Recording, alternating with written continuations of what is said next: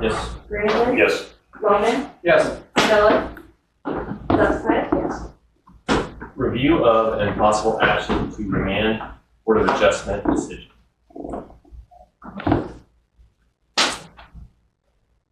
Okay, so I don't know, Lori, if you want to hear from anybody or you want to talk initially? I think just fine, so. Yeah. Okay, so my thoughts are that it needs to be remanded or removed. The first is that Municipal Ordinance 174.15 says that the board's action is not effective until it has filed a written decision. I haven't seen a written decision anywhere. There is. I haven't seen it. And Could I then- ask that, can we hear what you're supposed to be saying, or? Oh, I can speak up a little bit? Is that what you Yes, need? please. Yeah, sure, yep, sorry about that. No problem. So the Denison Municipal Ordinances 174.13 says that the Board of Adjustments action, quote, shall not become effective until it has filed a written decision. And then it goes on. And I said, I haven't seen a written decision, so I don't even think that there's anything for us to even consider. Who's supposed to make the written decision? The board, Board. the Board of Adjustment. Board of Adjustment is supposed to have a written decision. Now they have minutes. So once they submit that, then we can call that and plan it for another meeting. That's my opinion. Okay, Yep. that's fine. Yep. Beyond that, for guidance for the board, I believe that their decision needs to say what evidence they reviewed, because that's in our code, evidence. To me, that has legal meaning. And what testimony was considered.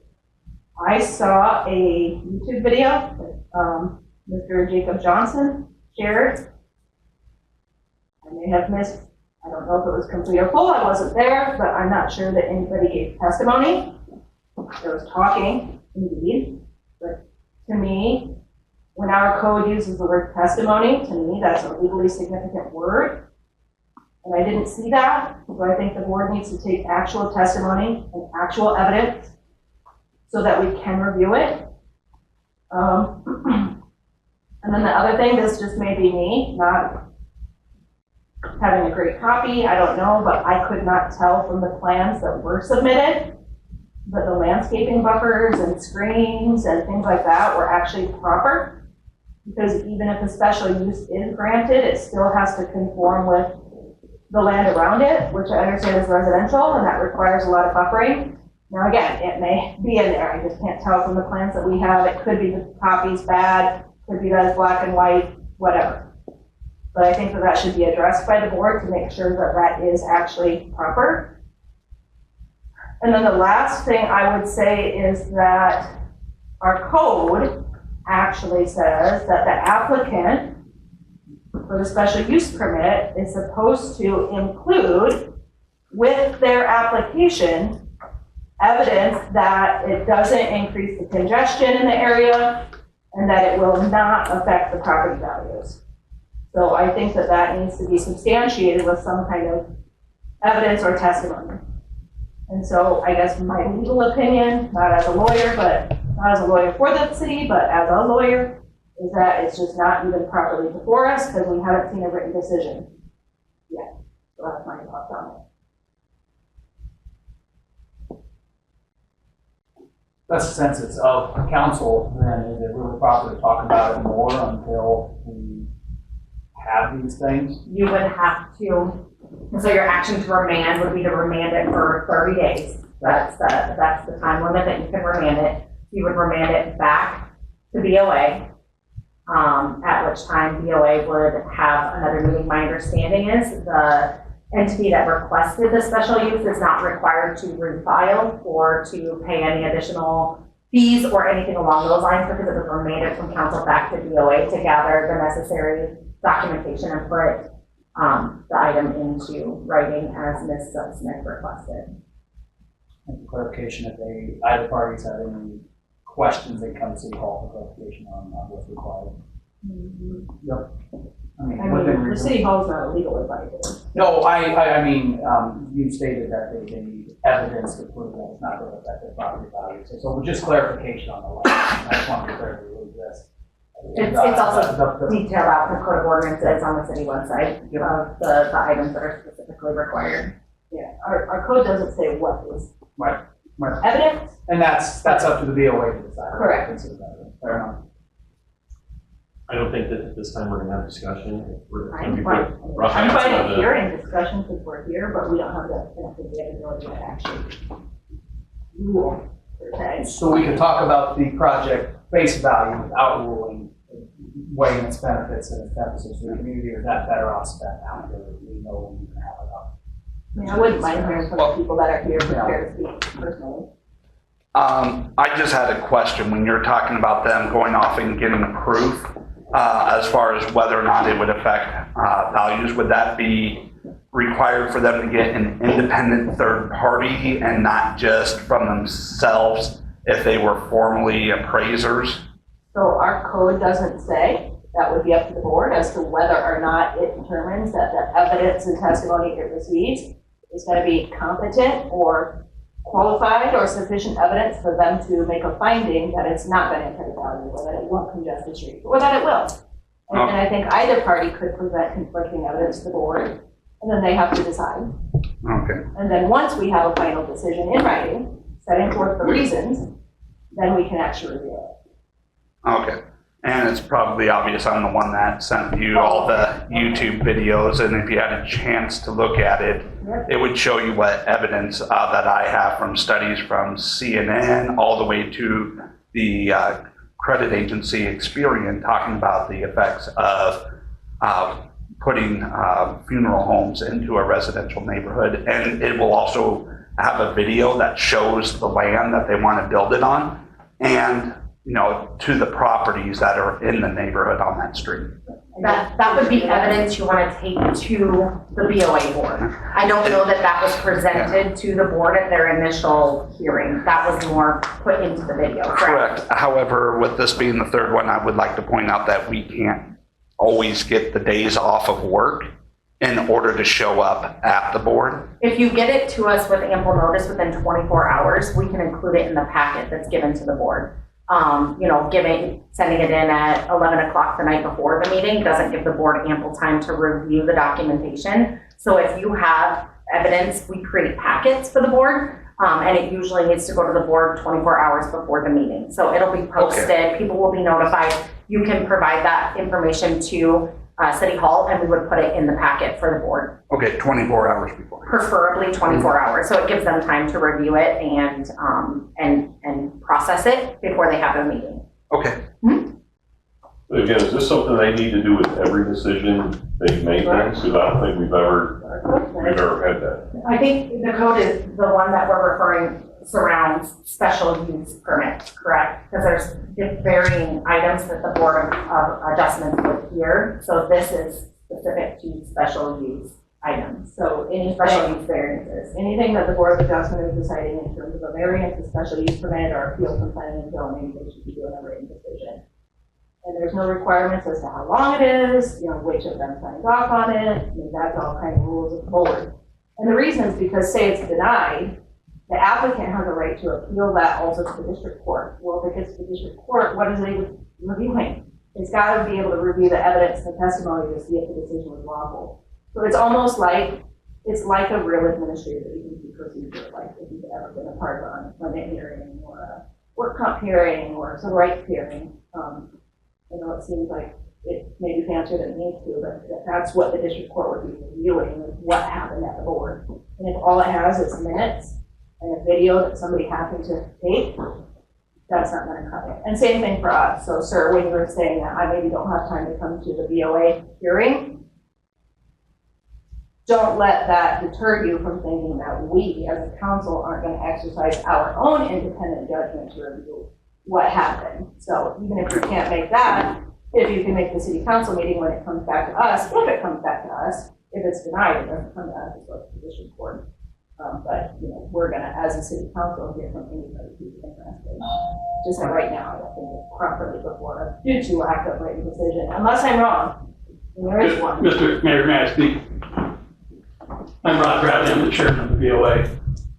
I've been on the VOA, I think, 4 or 5 years now. This is the first time that we've ever heard anything that you're mentioning. Every single one of our meetings have been conducted the exact same way.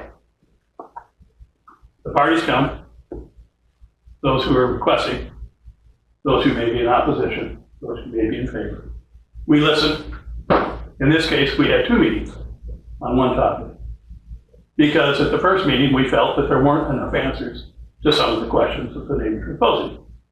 And so we postponed it and said, we think you need to have a meeting with the neighborhood to address some of their concerns, see if maybe we can make this a little easier for folks to understand what you're trying to do. And then they came back to the second meeting and they gave their proposal a second time. They have presented their drawings. Mr. Johnson has presented his arguments. They have presented their arguments. The board heard, I don't know what kind of testimony, we're not swearing people in. They're giving us their opinions. They're giving us what maybe their data. And that's what we're basing our decisions on. No different than the city council has through their entire history. So the VOA is no different. We've heard, we listened, we looked, and the board made a decision. The board's decision was 4 in favor, 1 abstained. The abstention was because that gentleman had worked underneath of one of the property owners in a past life. So I don't know what more you want the board to do. Well, You can send it back to us, so here's but I think we're gonna end up in the same place. what our code says, Rod, since you guys haven't seen it before, and I haven't either, because I've never had And occasion. as far as the written direction, I'm sorry, and I was gonna look if I may speak to that. As far as the written ruling, those are always done between meetings. So we have a meeting, the board makes a decision, the board then decides why they make that decision, and then it goes into a written form. Every single one of our decisions are in a written form, yay or nay, and then they come back to the board at the next meeting for approval. Excuse me, just like your meetings, or your minutes do for your meetings. So we have our minutes, then we have our written decision. The written decision is sitting downstairs in some clerk's office. It's already been typed. There's no doubt in my mind. It just hasn't been before the board for my signature yet because the board hasn't met it yet. So there is a written decision. So what our code says, 174.13, says the Board of Adjustment action shall not become effective until it has filed a written decision in the board office describing the action taken, the vote of each member participating therein, and the reason for such action, specifying the manner in which the applicant either satisfied or failed to satisfy each of the applicable standards, conditions, or elements set forth in section 174.10. Decisions shall be filed promptly following the board's action and shall be open to public inspection. So what I'm saying is, and then it says, 174.13 sub 2 says, every variation and exception granted or denied by the board shall be supported by a written testimony or evidence submitted in connection therewith. So I think what you guys should just do going forward is say, hey, we're accepting this as evidence. We're accepting everybody here who's talking, we're accepting that as testimony, or we're accepting that as evidence. If And you what look, I'm saying is I haven't seen a written decision in here. Nobody's given that to me. if you look at the minutes, which I have a copy of, and I think you all were given a copy of, that explains the written testimony, or the testimony, if you will. It's no different than me being recorded right now by the city clerk. She's writing down what I'm saying, and he's recording it, which is exactly what occurred at that meeting. We had a clerk, and we had Mr. Johnson recording us. So we have a record of the VOA's meeting. And we have the minutes that have already been typed, and it gives who voted for what. So that was addressed. Since it uses the terminology or instead of and for written testimony or evidence submitted in connection therewith, would that make any difference? Since we don't have, I mean, arguably a written testimony, but since we don't have that officially, evidence submitted in connection. Well, what would be the evidence? stuff submitted into our Dropbox and our. No, what would be the evidence that was submitted that shows that there's not an impairment of congestion and not the, Sure. you know what I'm talking Yeah, about? yeah, Property yeah, values. yeah, property value, yeah. What was the evidence of that? If it's not testimony, what Right. was the evidence? The only evidence I saw from the video was his evidence saying that there would be an impairment.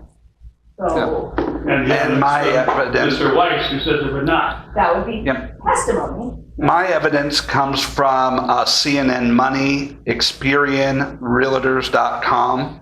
So I'm using third-party sources that are not myself or have any connection to the property to show what the average decline is, which showed anywhere from 3.9% drop in property values as high as 13% drop in property values, according to Experian, which everyone knows of Experian, as they provide one of our credit scores whenever you go for a loan. Ms. Johnson, I guess my question is if there is the written documentation that Mr. Bradley referred to that goes back to their board for final approval, at that point, would you interest taking the action to remand the decision back to the board until their written document is approved by their board and then can be brought back to council?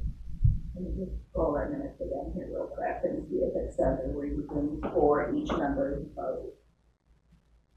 Because that is in our code, that it's supposed to say why each person voted the way they did. And again, that's so that the board can review it and make sure that our evidence actually supports that. I don't know of another board, But it's not including yours, code, that right? requires anybody to give a reason why they voted the way they voted. Maybe we can change the ordinance. But that's what our ordinance says. I mean, I don't know what to tell you. I feel like my hands are tied because one, I don't have a writing, and two, I'm not really seeing. You don't have any writing because your clerk hasn't produced it to the council yet. It's downstairs. Okay, well, let's get your board to approve it. If you guys want to adopt that as your minutes, then we'll have to review that and see if it complies with the code. I just think that's legally where we're at, and that's not anything illegal.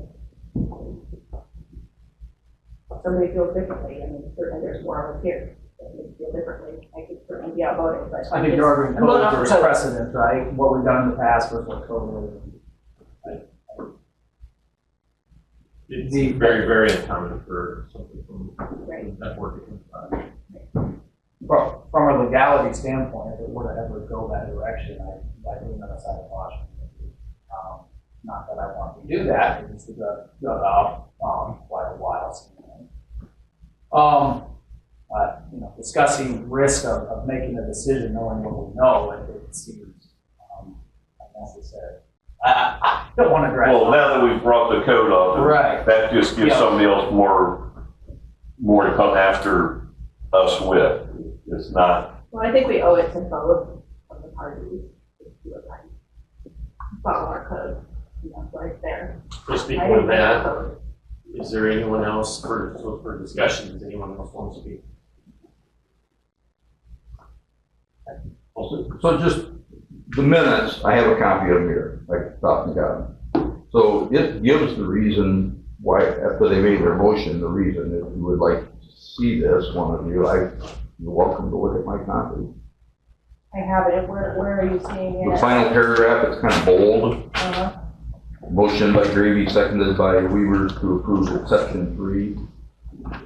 Yeah, I don't see there where it says why. And I Okay, think, all right, well, and because the discussion was, why are we making this, and, might be different for each person. I can't tell you Yeah. looking at that. okay, all right, just, And And I that's think only for special exception permits, right? That's not for For everything. variances. Variances. I might also ask Mr. Mayor that this be sent to city council, the city's legal counsel.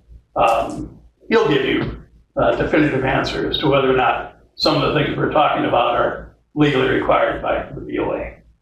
I think that's where it needs to be argued. Yeah.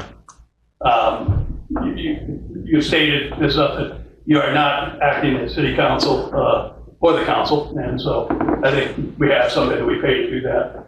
Send it to him, see what he thinks, and then send it back to the BOA, and If that's what your desire is, and the VOA can take a look at it. No, we should. I mean, I appreciate Jennifer's expertise. I'm just telling you, after 4 years, But totally, we need to get the after final decision or answers from our. in 40-some years, I don't think any VOA decision has ever come before the city council except for one. In that case, an individual argued that he lived on a cul-de-sac and the city was going to punch a street through. And he argued that he didn't want a street punch through because he specifically bought his house because it was on a cul-de-sac. And the city's response to him was, it's called progress. If we punch a street through, we can build another subdivision. And so that's exactly what they did. And that exactly is that's basically what's going on with this. This is progress. Somebody owns a parcel of land, they want to sell it. They have a buyer, and the buyer wants to build a facility that requires a special permit. And I would- Hell with everybody Well, else. No, it's not that. Well, Yes, hold on, You Lois. said it was for the benefit of the ones buying it and the ones selling it. No. And you're just avoiding somebody like us that lived there almost 44 years and got it paid for, and now we're gonna get the short end of the string. Yeah, let's So actually, we gotta have one person talking at a time. So Sorry, I just lost it. if I could put this into perspective, I did find the answer to the question you brought up in the board about what radius property values could drop. In a Google search, their AI-generated response was from 1/4 to 1/2 mile. And when you take a look at that, from the sources of CNN all the way up to Experian, and you take a look at the potential drop in market value for the neighborhood, I've not even including a lot of the properties that could be included in that radius, could drop market values by $300,000 to $1 million. Just taking that 3.9% to 13%, and only about, just over half of the properties that could be affected. If you take a look at the 1/4 mile radius, that could even include the properties out around the golf course, and I'm not even including those. One of the other items, though, that you have to take into consideration was the 13% that you noted. If you read the entire article, it also talks about being built or established near a cemetery. There was already a cemetery there when properties were constructed, so we'd have to fact check it. But at this point, council, I would recommend that you remand the decision back to BOA.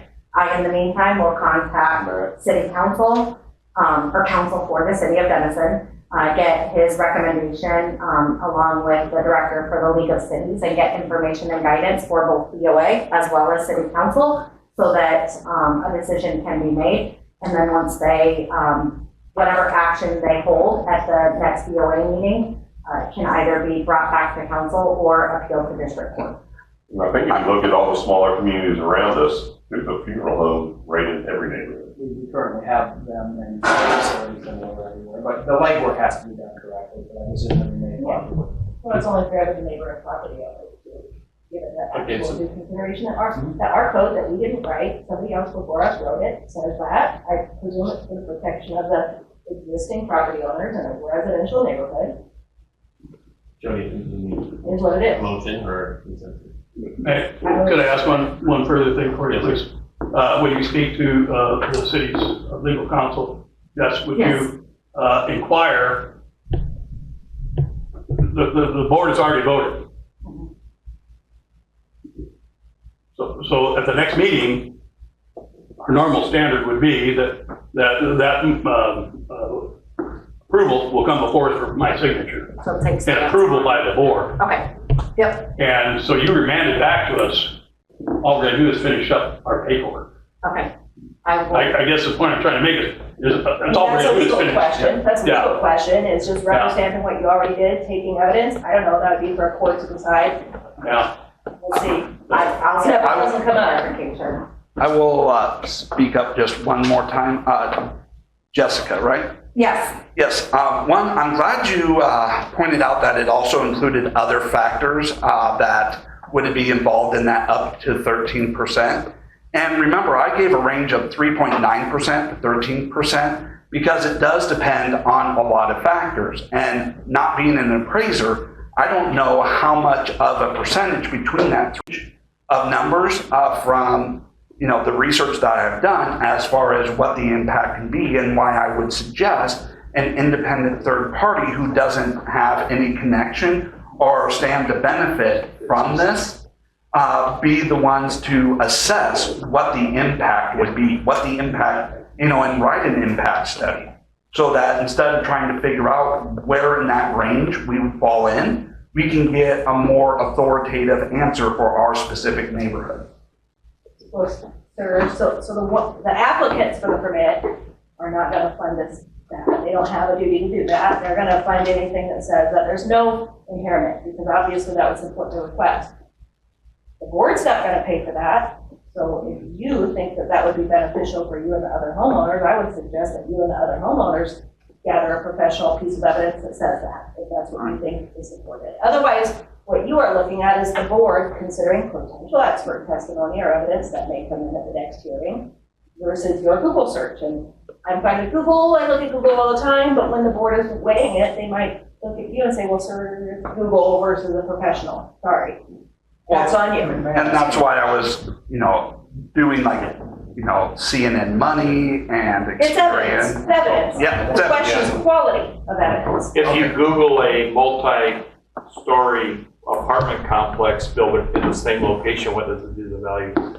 Business Insider did a 20-year So your study. CNN study, No, Business Insider okay? did a 20-year study on building apartment buildings in a residential neighborhood and found zero impact on property values. I have a quick question. What's your guys' primary concern here? Is it the traffic more so than the property values? Or I guess what is the real heart of the issue? Because I've heard both.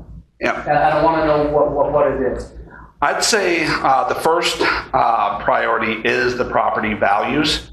The second one is the traffic. Now, we can go based off of the estimates of what they're thinking for monthly, but if we go through here, I'm sure they're not going through and spending the money that they're spending to build this facility for only, 3 funerals, maybe 4 funerals a month. I take a look at, let's say, their competitor, Hebner's, and they did 13 over the past month. I'm sure they're going to be wanting to take a good significant chunk of that. So I would, we could estimate at about maybe if they get half of the business or even a quarter, half of the business, it's going to be, more than the 4. But I'm sure they're wanting to increase it more than what they are initially projecting. Otherwise, I'm trying to figure out how the expense of this would be justified at, 3-4 funerals a month. Okay, I'm going to call this to order now. Right. We don't want any attacks on any other businesses or stats, or none of that needs to be flying around. So do you want a motion? Do you want Jessica consensus? actually What? So, I mean, spoke with the city Jess, attorney about how to proceed with it, so I would go off of her recommendation. You need to make a motion for a man. motion. Would you read that? Second. Sue Smith? Yes. Logan? Yes. Vernon? Yes. Brandon? Yes. Motion to allow the mayor to sign the agreement for immediate safety enhancement, ISE, program between the city of Denison and Iowa Department of Transportation. Yes, Your Honor, this one should be fairly easy. If you recall, Ryan reported at the airport that when we have